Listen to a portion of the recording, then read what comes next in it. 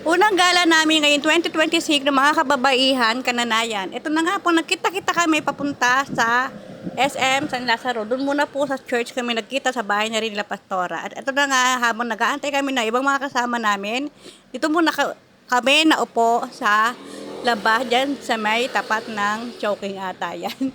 Di ko sure. Pero ayan na nga, parang nakompleto na nga po kami. Nandito na ata kami lahat. Pero marami po ang hindi nakasama dahil medyo alanganin po talaga ang araw at biglaan lang po talaga ang aming lakad.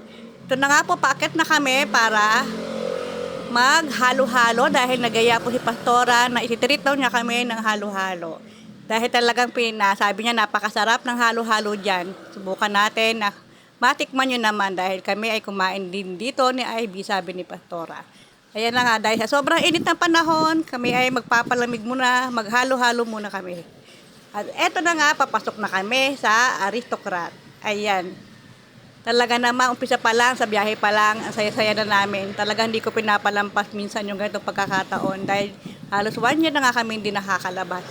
Dati mas marami kami, pero ngayon siyam lang kami umalis. Bali next time, aalis daw ulit kami, sabi ni Pastora.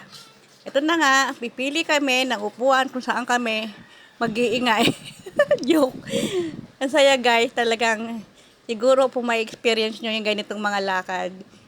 Iba po yung bonding nyo magkakaibigan, magkakapanampalataya. Kami po ay masama na nag-order. Maghahalo-halo lang kami pero ang tagal namin din nag-order dahil hindi namin alam kung anong orderin namin dito. Medyo kamahalan lang pero masarap naman po talaga. At ito na nga, patapos namin kumain, hanggang sa CR, magkasama pa rin kami. After nun, ay window shopping kami at nagulat kami, may blessing na dumating sa amin, pinapili kami na worth 500 kung anong gusto namin. Ayan, habang nag-shopping, nagutom na rin kami, babalik daw kami sa Aristocrat para mag-merienda at dinner na rin. Ayan, kung makakaway-kaway pa dyan si Sir Bona, talaga naman pil na pil niya ang kanyang hawak na binili.